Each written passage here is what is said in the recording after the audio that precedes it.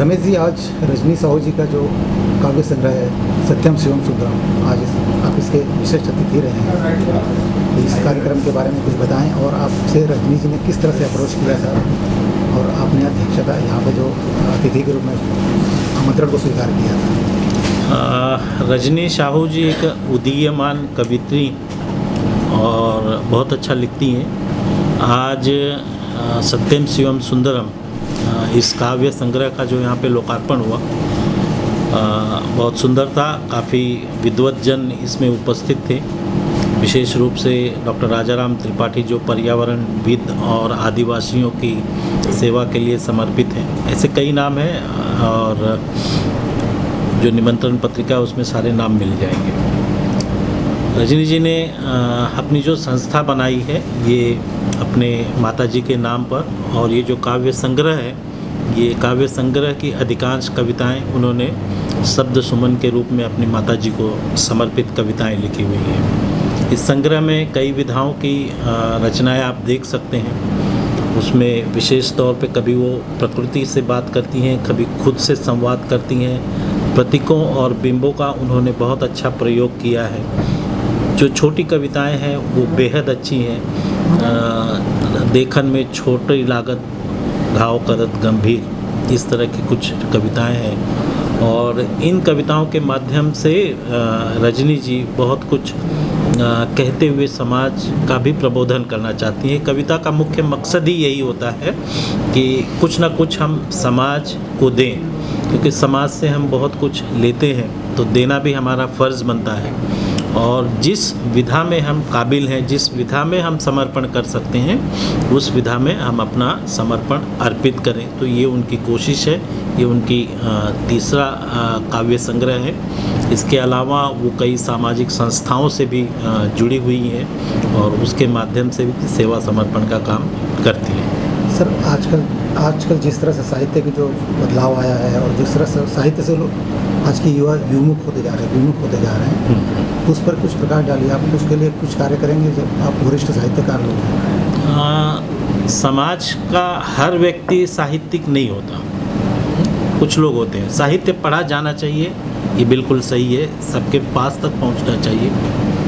लेकिन ये सारा दोष उन युवाओं का भी नहीं है, कहीं ना कहीं हमारी व्यवस्था का दोष है। क्योंकि जब हमारी व्यवस्था में ही हमारी भारतीय भाषाएं नहीं हैं, तो जो हम लोग यहाँ पे चिंतन कर रहे हैं कि हमारी भाषाओं का साहित्य नहीं पढ़ा जा रहा है, तो हमारी व्यवस्था कुछ इस तरह की बन चुकी है कि भारतीय भाषाओं का अस्तित्व ही आज संकट में है। वैसे दौर बहुत जल्दी बदलेगा, मतलब आशा के किरण नज़र आ रहे हैं और ऐसा लग रहा है कि 200-250 सालों में जो अंग्रेजियत का माहौल इस देश में फैला और जितना तेज़ी से फैला, यहाँ तक कि गांव कस्बों तक पहुँच गया अंग्रेजी माध्यम के स्कूल, तो लोगों का क्या दोष है? क्योंकि अंग्रेजी जो है वो रोजी रोटी की भाषा बन गई। जो भाषा हमें रोजी रोटी नहीं दे सकती, भला कोई क्यों अपनाएगा? इसीलिए आज एक काम करने वाली बाई भी खूब मेहनत करेगी, खूब कष्ट उठाएगी, लेकिन उसका सपना होता है कि मेरा बेटा अंग्रेजी माध्यम के स्कूल में पढ़े, क्योंकि वो रोजी रोटी की भाषा बन गई है, वो प्रेस्टीज की भाषा बन गई है। तो अब हमें अपनी भाषाओं पर थोड़ा सा गौर करना पड़ेगा, चिंतन करना पड़ेगा। और ये दौर बदल रहा है, तो इसमें ना तो दोष अभिभावकों का है, ना तो बच्चों का है, ना तो युवाओं का है। मेरी समझ से ये सारा दोष हमारी समाज व्यवस्था का है। समाज व्यवस्था बदलनी पड़ेगी, हमें फिर से अपनी भाषाओं पर आना पड़ेगा और हमारी भाषाओं में इस तरह का साहित्य, संस्कृति और उच्च शिक्षा क्रम के जो भी हैं, इंजीनियरिंग है, मेडिकल है, वो हमारी भाषाओं में जब उपलब्ध हो जाएंगे, तब मुझे लगता है कि एक बार फिर से वो दौर आएगा जब हम अपनी भाषाओं में अपनी चीज़ें प्राप्त कर पाएंगे, उच्च शिक्षा प्राप्त कर पाएंगे। और ये दौर आ रहा है, एक 50 साल का समय और दे दीजिए, क्योंकि जिसको आते आते 250 साल लगे अंग्रेजियत के माहौल को, अब चीज़ें बहुत तेज़ी से बदल रही हैं। हमारे पाठ्यक्रम बदल रहे हैं। उच्च शिक्षा के सारी जो पाठ्यक्रम की पुस्तकें हैं उच्च शिक्षा में, ये अब 12 भारतीय भाषाओं में उपलब्ध हैं। IIM, IITs में अब भारतीय भाषाओं में आप उच्च शिक्षा, चाहे वो इंजीनियरिंग हो, मेडिकल हो, ये शिक्षा आज आप प्राप्त कर सकते हैं। इसका जीवंत उदाहरण आप लोगों ने हाल ही में पढ़ा होगा कि मध्य प्रदेश में मेडिकल की शिक्षा अब हिंदी में शुरू हो चुकी है ना। इंजीनियरिंग की पढ़ाई 12 भारतीय भाषाओं में इस समय उपलब्ध है। तो मुझे और हम सभी को आशावान होना चाहिए। सिर्फ ये बहुत जल्दी नहीं होगा, थोड़ा सा समय लगेगा, वो समय होगा और इसके लिए व्यवस्था कुछ सोच रही है कि ऐसे जो बच्चे हैं जो भारतीय भाषाओं में उच्च शिक्षा प्राप्त करेंगे, उनके लिए अंतर्राष्ट्रीय स्तर पर क्या जगह हो, क्या स्थान हो, इसके बारे में भी निश्चित रूप से बड़ी गंभीरता से सोचा जा रहा है। बहुत बहुत धन्यवाद। मुकेश गौतम जी, आप पर्यावरण मित्र हैं, हास्य के कवि हैं और जैसे पता चला कि आप अभी गंभीर रस में भी आप डूबे हुए हैं। तो सर, आज इस कार्यक्रम के जो यहाँ पे बतौर अतिथि उपस्थित हुए हैं, तो किस तरह से आपको यह आमंत्रित किया गया है और रजनी साहू जी की जो किताब काव्य संग्रह सत्यम शिवम सुंदरम, उसके बारे में 2-4 लाइन अगर आपने पढ़ी होगी उसके बारे में कुछ बताएं हमारे चैनल को। देखिए, मैं साहित्यिक सांस्कृतिक गतिविधियों से जुड़ा हुआ हूँ। साहित्यिक आयोजनों के माध्यम से ही रजनी साहू जी से परिचय हुआ। उन्होंने आज के इस आयोजन के लिए आमंत्रित किया, मैं उनका धन्यवाद ज्ञापित करता हूँ। पुस्तक मैंने जितनी भी पढ़ी उसमें मैं रजनी साहू जी को एक नवोदित रचनाकार के रूप में नहीं बल्कि एक स्थापित रचनाकार के रूप में मानता हूँ। उनकी रचनाओं में उनकी जो रचनाएं हैं, उनकी जो कविताएं हैं, वो किसी भी स्थापित रचनाकार से कुछ कम नहीं है। रजनी साहू बहुत संभावनाशील रचनाकार हैं। ये सत्यम शिवम सुंदरम जो आज उनकी पुस्तक यहाँ पर लोकार्पित की गई, इसकी कविताएं बहुत प्रभावित करती हैं और मुझे लगता है कि आने वाले समय में वो हिंदी साहित्य को और अच्छी कविताएं और अच्छी रचनाएं और अच्छी कृतियाँ देंगी। सर, इस समय जिस साहित्य पर जो संकट मंडरा रहा है और आप अभी बताया कि आपने कुछ इसके लिए भी कुछ कार्यक्रम करने जा रहे हैं, उसके लिए थोड़ा सा और हमारे विस्तारपूर्वक कुछ बताओ। नहीं, साहित्य पे संकट मंडरा, हिंदी साहित्य पे कोई संकट नहीं मंडरा रहा है, ऐसा नहीं है। समय बहुत तेज़ी से बदलता है और ऐसा भी नहीं कि आज संकट आ गया और कल वो खत्म नहीं होगा। निश्चित रूप से, क्योंकि माध्यम बदल रहे हैं, संचार के माध्यम बदल गए हैं। आज पहले लोग किताबों को में पढ़ते थे, आज भी किताबें पढ़ते हैं, आज किसी दूसरे माध्यम से पढ़ रहे हैं। आज उसको आप लोग किंडल पढ़ रहे हैं, अपने टैबलेट्स पर पढ़ रहे हैं, पढ़ा जा रहा है। और हम लोग देखते हैं, हम जितने IIT, IIM और बड़े ऐसे शैक्षणिक संस्थानों में, बड़े बड़े इंस्टीट्यूट्स में, कॉरपोरेट में जाते हैं, वहाँ भी कविताएं सुनी जा रही हैं, कविताएं पढ़ी जा रही हैं। नए दौर के लोग बहुत अच्छी कविताएं लिख रहे हैं। हम ऐसे लोगों को भी देख रहे हैं कि जो लोग भले ही अंग्रेजी माध्यम में पढ़े हुए, हिंदी की बहुत अच्छी कविताएं लिख रहे हैं। साहित्य के ऊपर संकट नहीं है। साहित्य तो वैसे भी समाज का दर्पण होता है, जो समाज में घटित हो रहा है कहीं ना कहीं साहित्य में भी वही दिखता है। बहरहाल ये है कि कुछ प्रयास ज़रूर करने चाहिए सरकारी और गैर सरकारी स्तर पर भी, और कला साहित्य संस्कृति के संरक्षण के लिए सरकारी स्तर पर भी, गैर सरकारी स्तर पर भी और व्यक्तिगत स्तर पर भी जो प्रयास होने चाहिए। निश्चित ही उतने अच्छे प्रयास नहीं हो रहे हैं, लेकिन अगर अच्छे प्रयास किए जाएँ तो वो उसके परिणाम भी अच्छे दिखाई देंगे। सोनी जी, आज आपने पूरे कार्यक्रम का संचालन किया है, काफ़ी उत्साहपूर्वक किया है और काफ़ी अच्छे से किया है।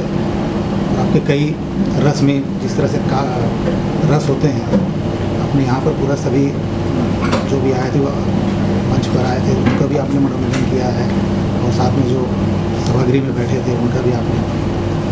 तो ये सर, रजनी जी ने आपको कब अप्रोच किया है और इसके जो आज के जो कार्यक्रम की रूपरेखा कितने दिन पहले बनी थी और इसके लिए आपने क्या क्या तैयारी की थी जी, इसके बारे में कुछ बताइए। ये रजनी जी को मैं विगत कुछ 5 या 6 वर्ष से जानता हूँ और जब मेरी पहली मुलाकात हुई तो यही मंच पे हुई, गोष्ठी में हुई। तो उन्होंने एक बात कही थी कि मैं बहुत जल्दी किसी से मेरा संबंध नहीं हो पाता है, मुझे टाइम लगता है लोगों से मिलने में, उनसे संबंध बनाने में या उनसे एक भाई बहन का रिश्ता कहिए, कुछ भी कहिए, वो बनाने में। तो थोड़ा समय लगा, कुछ 1 साल 1.5 साल गुजर गया, कुछ विषम परिस्थितियाँ आई हम लोगों के साथ, हम दोनों उसका शिकार भी बने। लेकिन उसके बाद जब धीरे धीरे हम दोनों का विश्वास एक दूसरे पे कायम हुआ, तो वो ऐसा विश्वास कायम हुआ है जैसे भाई और बहन का विश्वास होता है। और उसके बाद अभी लॉकडाउन का पीरियड हुआ, उसमें काफ़ी सारी उनकी गोष्ठियाँ हुई जो कि ऑनलाइन हुई। ये अरविंद राही जी, रमेश यादव जी, ये सब उसमें उपस्थित थे।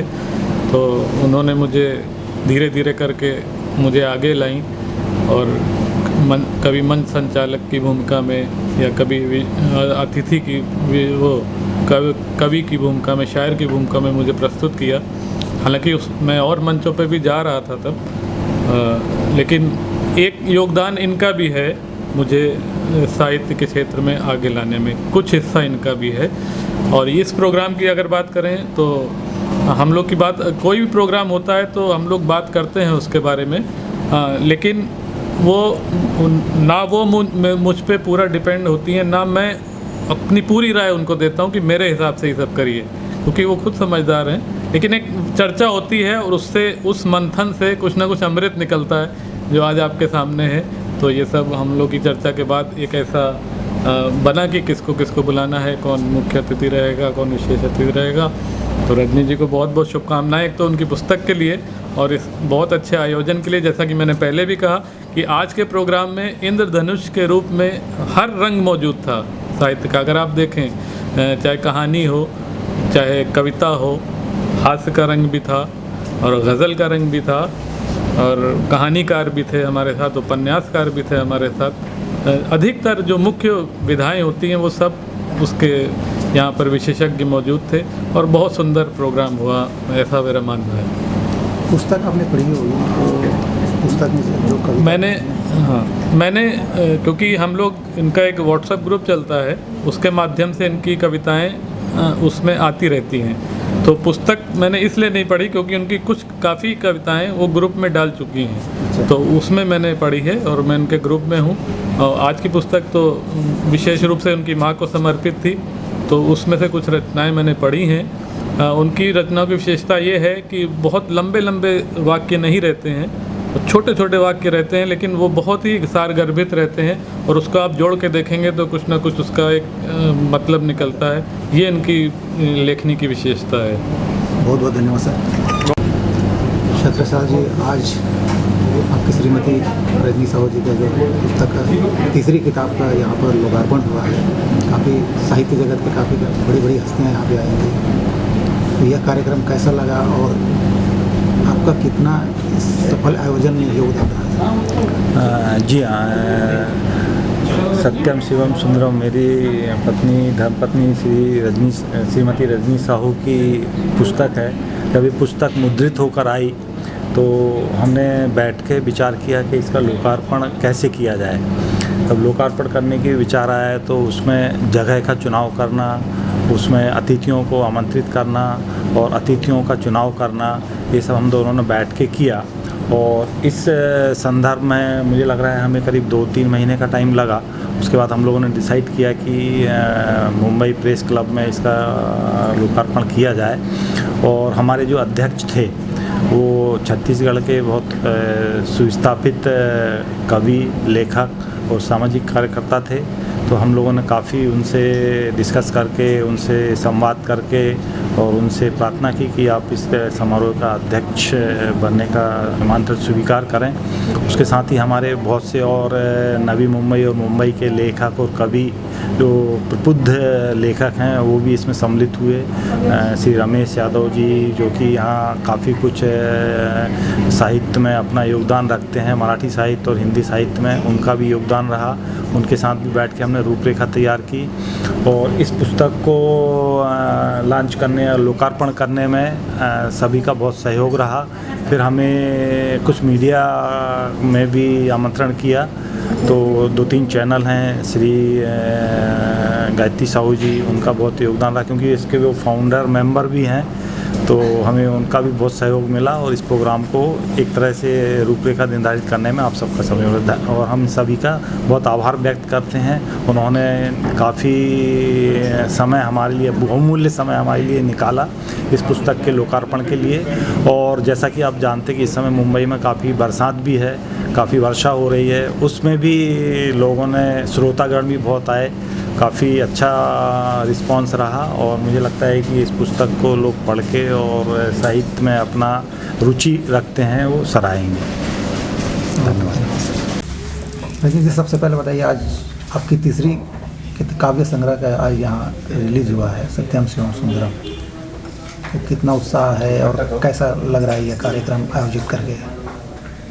मुझे बहुत अच्छा लग रहा है। ऐसा लग रहा है कि मतलब एक लेखक के लिए कविता लिखने के बाद में उसका लोकार्पण लोगों के सामने प्रस्तुत होके उसकी राय सुनकर उसमें क्या लोगों का सुधार की ज़रूरत है, क्या अच्छा किया, तो उत्साहवर्धन भी होता है। सकारात्मक उसमें देखें तो उसमें बहुत सारी जो हमारी कुछ जो गलतियां हैं उसको भी सुधार के हम लोग आगे बढ़ सकते हैं। और मैं अभी विद्यार्थी की अपने आप को मानते हैं और साहित्य अभी में सरोवर में सोच लीजिए अभी छोटा सा प्रयास है मेरा। अभी धीरे धीरे करके उसकी गहराई में जाके मुझे बहुत कुछ और सीखना है, पढ़ना है, लिखना है और मैं और अच्छी बेहतर कविताएं दे पाऊँ। आगे से मेरा प्रयास ऐसा रहेगा और मैं निरंतर अध्ययन करते रहूँ।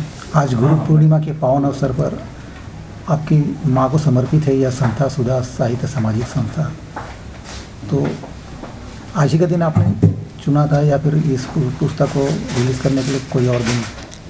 मेरी पुस्तक का रिलीज़ करने का दिन मैं एक तारीख और चुनी थी, लेकिन कुछ वाद विवाद की वजह से या समझ लीजिए कुछ जो होता है खैर अच्छे के लिए होता है, वो हम बात ना ही करें तो सही रहेगा।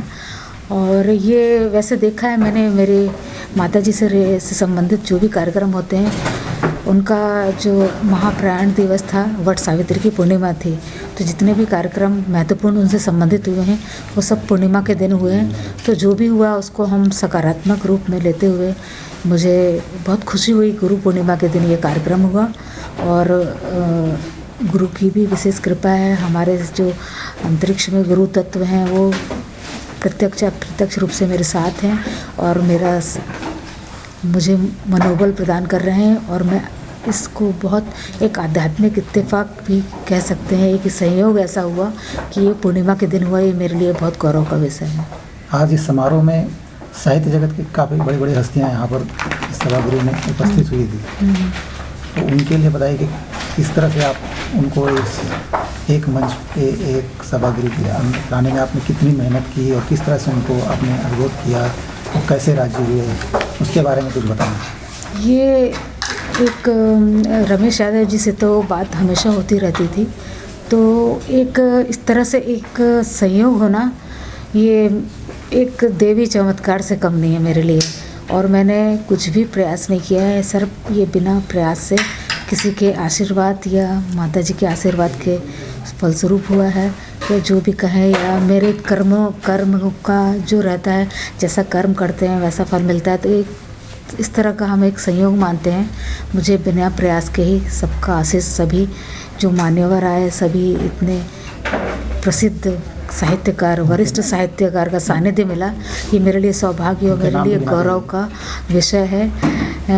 इसमें से सबसे पहले तो हमारे जो समारोह अध्यक्ष थे डॉक्टर राजाराम त्रिपाठी, वो बस्तर से सिर्फ एक फ़ोन करने पे ही सिर्फ कार्यक्रम के लिए आना, ये बहुत मेरे लिए, एक बार बोलने पर उनके लिए उनकी सहमति मेरे लिए बहुत आश्चर्यजनक भी था और मेरे लिए बहुत खुशी की बात भी थी। फिर डॉक्टर रमेश यादव जी हमेशा से मेरे मार्गदर्शक रहे हुए हैं, हमेशा उनका साथ रहता है, वो उनका आने भी मेरे लिए बहुत सौभाग्य की बात रही है। फिर हमारे इस क्रम में अरविंद राय जी को मैंने बात की तो अरविंद राय जी भी तुरंत तैयार हो गए। फिर आनंद श्रीमाली जी आए, वो भी तुरंत ही उन्होंने भी अपनी सहमति प्रकट करी। प्रमोद कुश जी हमारे साथ हमेशा हर कार्यक्रम में रहते हैं और जितने भी वरिष्ठ हमारे साहित्यकार थे वो हमारे साथ में आना, मुकेश गौतम जी हैं, उनका भी एक बार में हाँ बोलना, ये सब मेरे लिए बहुत आश्चर्य था और हम खुद विश्वास नहीं कर पा रहे थे कि ये कैसे संयोग बना, क्या हुआ। ये सब मेरे लिए किसी चमत्कार से कम नहीं है। और साथ में अश्वनी उमेश जी का साथ हमेशा रहता है और सबका सहयोग मिला घर से सब। अच्छा, आपका जो काव्य संग्रह है सत्यम शिवम सुंदरम, इस किताब को लिखने की प्रेरणा कैसे मिली आपको और कितनी इसमें कविताएं हैं और किस रूप में है सारी कविताएं? ये कविता की प्रेरणा मेरी माताजी से मिली है। उनके जाने के बाद में वो जो विरक्ति का भाव और वैराग्य का भाव हुआ, उसी से मैंने प्रेरित होकर ये कविता लिखी है। सारी बहुत सी रचनाएं मेरी माँ पर समर्पित हैं। कुछ आध्यात्मिक जीवन पर हैं, जीवन दर्शन पर हैं, प्रकृति से संबंधित हैं कुछ कविताएं, कुछ से अपना संवाद करते हुए, आत्मविश्लेषण करते हुए कुछ कविताएं लिखी गई हैं और मानवीय मूल्यों से आधारित मैंने प्रेरित होकर ये कविताएं लिखी हैं। और एक श्रोताओं की रुचि इस तरफ बढ़े, इस तरह की कविताएं पसंद करें, ये शायद उतना दावे से नहीं कहा जा सकता। ये मैंने पाठकों पर, उनकी प्रतिक्रिया उन पर निर्भर करती है। अभी आपकी अगली किताब, ये तो तीसरी किताब होगी, इसके बाद हम आपकी अगली किताब की प्रतीक्षा कब तक कर सकते हैं? इसी साल कर सकते हैं? अगले साल ये कब होगी ये पता नहीं, लेकिन ये अनुभव और भाव के साथ होगी और ये होगी। बहुत मेरे मन में उद्गार थे, मैंने नर्मदा के तट पर ये सोचा था। इस कविता का शीर्षक होगा मोक्ष के द्वार पर, और ये कविता